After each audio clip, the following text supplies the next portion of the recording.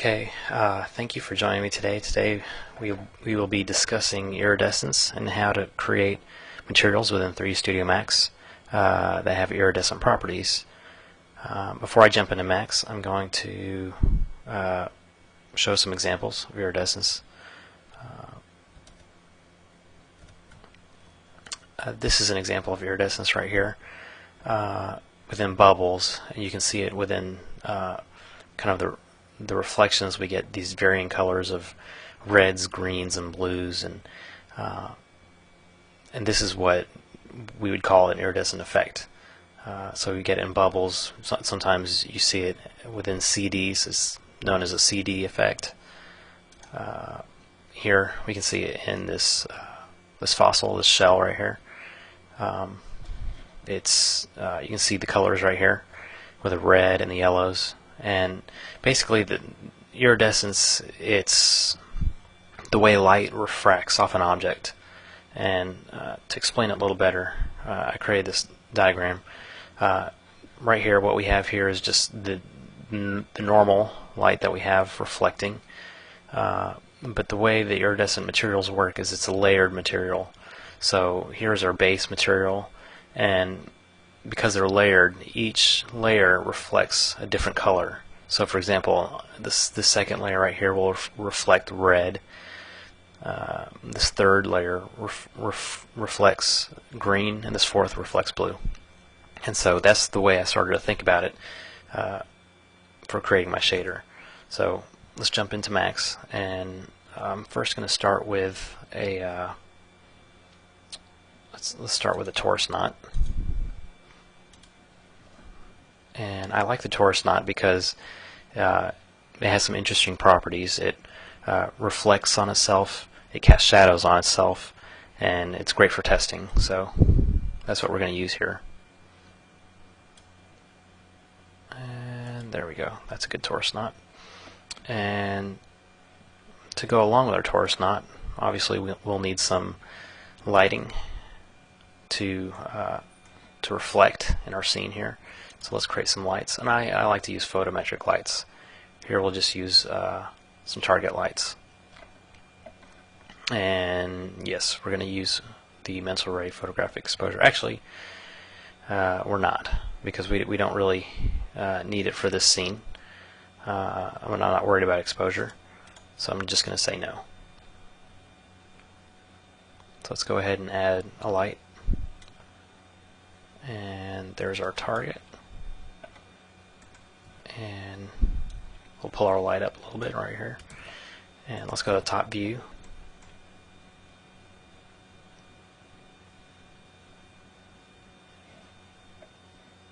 And let's make a copy of this light.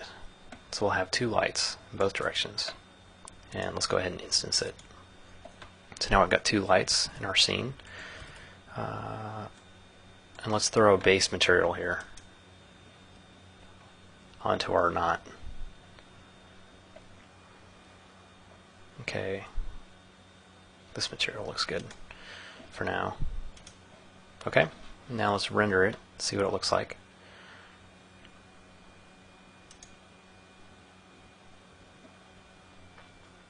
Okay, it's a little dark, so we'll increase the value of the lighting. And to do that, we'll select our lights, one of them, and because they're instanced, I don't have to worry about changing both of them.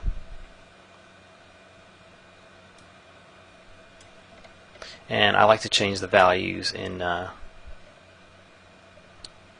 intensity right here without actually changing the candelas or the lumens. I just check this percentage right here and increase the percentage. And let's do something like 400%. See how that looks. There we go. Let's render that out. See how that turns out.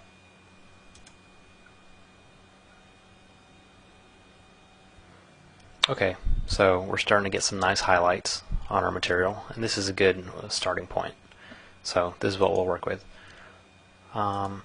Basically, when I start with the material, there are a couple things that I had in mind. Because the iridescent material is layered, I started to think of shaders that would work with the layered material. So that was kind of my first thought. But before I got into the layered material, I also had to think about the base material. And so let's think about the base material for our shader here, and let's try to do something like a CD, a metallic material. So what we'll do is we'll try to increase the reflection right here, and I like to pump it. Let's pump it up to 1, just so we can get a good example of what we're reflecting. And because we don't have anything in our scene, we're going to need something to reflect. So what I'm actually going to do here, and because you may be using this in a scene with other geometry, you may not need to do this, but because we don't have anything in our scene, I'm going to add an environment, just a bitmap for our environment.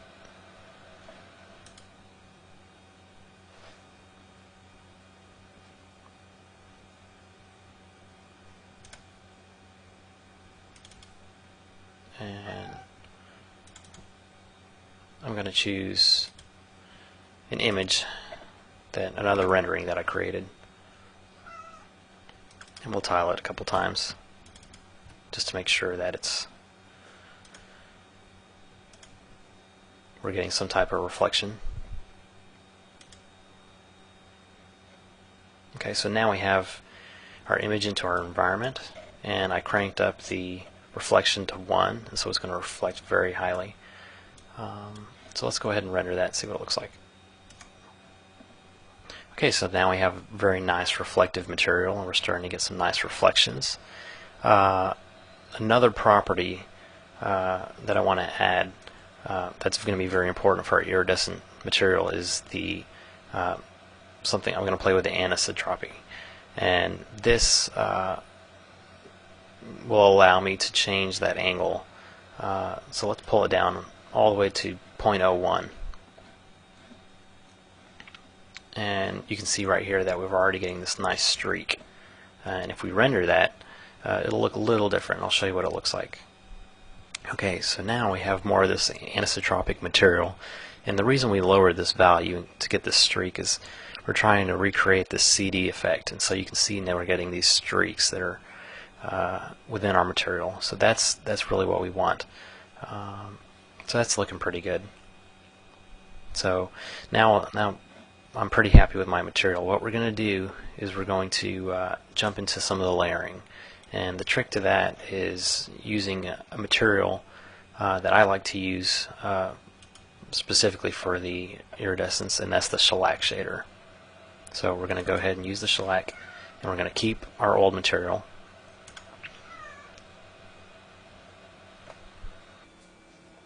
And you'll notice right away that with the shellac shader, there's a base material and there's a shellac material.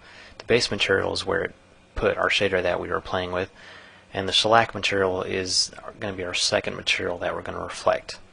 So when we're thinking about iridescence, we're thinking about a rainbow spectrum.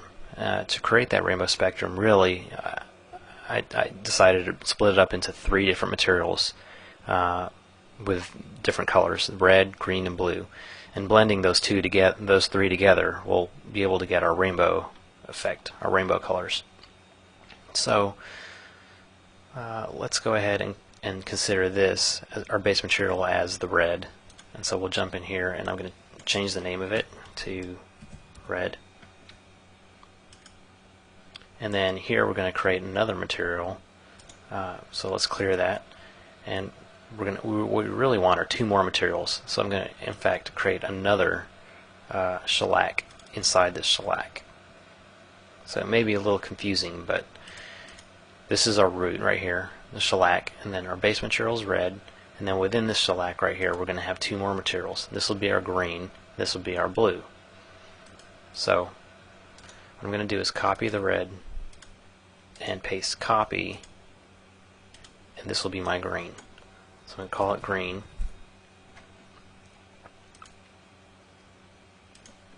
And we'll do the same with blue. I'm going to copy and paste copy, and this will be my blue. Okay, so now we have our 3 shaders, and kind of what it looks like in our map navigator is we have our base material, and then we have our shellac material, and inside that shellac material we've got the green and the blue. So basically 2 shellacs to make the 3 shaders. So now there's nothing about this that's red. The way we're going to make it red is really through the reflection color.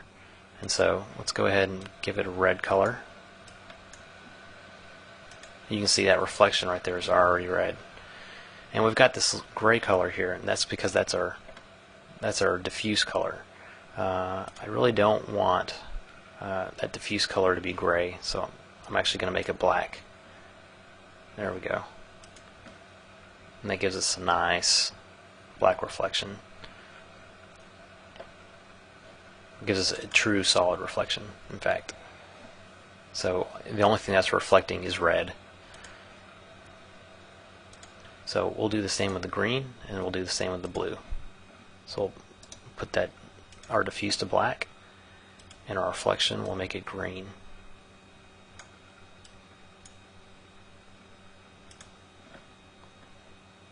There we go. And to show the end result of that shader, there's our green.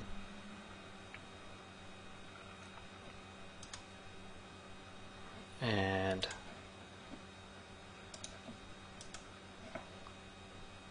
this is our blue. We'll make it a nice strong blue color. There we go. And this is our blue. Great. So now we've got all 3 of them. Of course, right now we're not getting any blend between the 3 because you'll notice here there's a slight blend color. Right now we don't have any of that blend, but this is where you'll have to play with it. And right now it's favoring this material over any other material we have for our shellac, and that's because it's at 0. As soon as we set it to, let's say 50, you'll see what will happen here. This now turn yellow. That's because it's using the red and the green in this shellac shader. And it's not considering the blue because right here this is at 0. So once we put this, let's put that at 50 and show end result. We'll start to get a little mix. So you kind of have to play with these values to get the desired material color you want.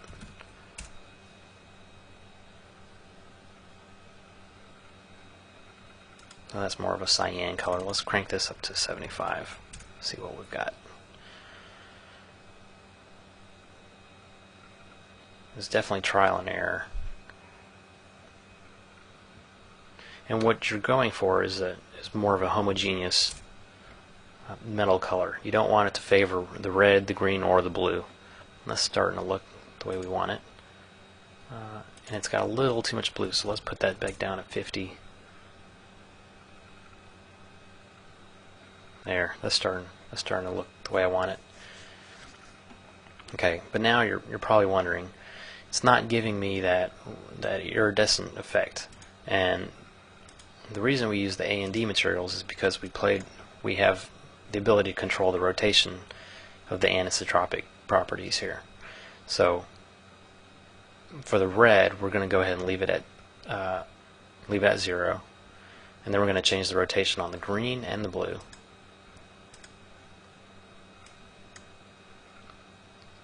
So let's go ahead and change this rotation. I'm going to say 0.02,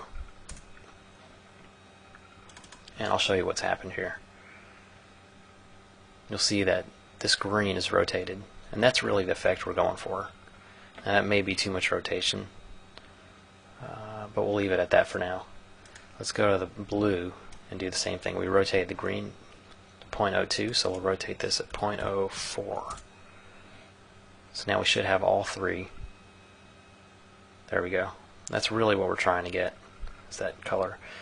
Now the way to blend these colors together is one more step, which in fact we may want to play with the glossiness on the reflection.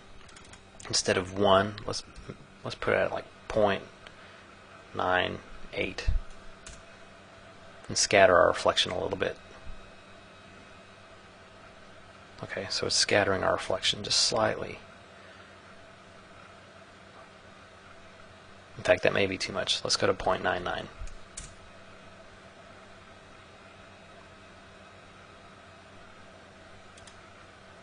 And we'll do the same for the green in our reflection slot. 0.99.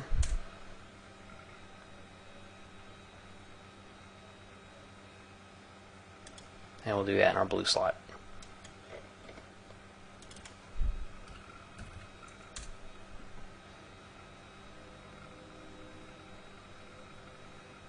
Let's go ahead and render that and see what it looks like.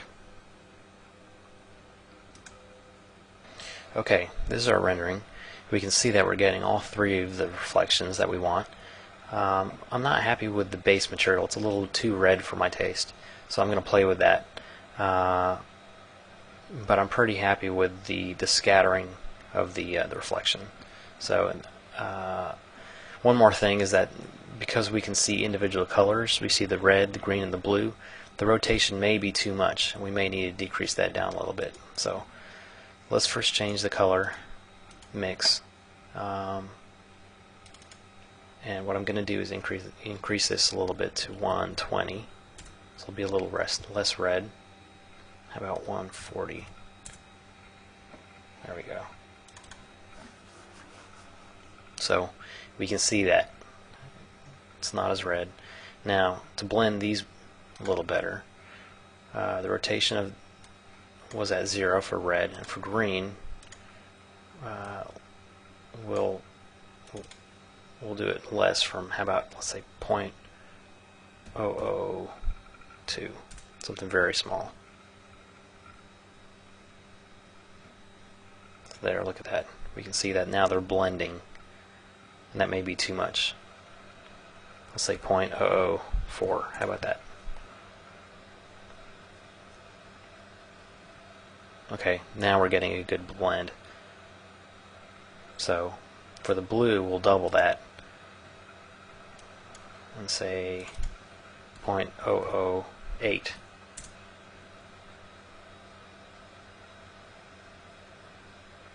There we go.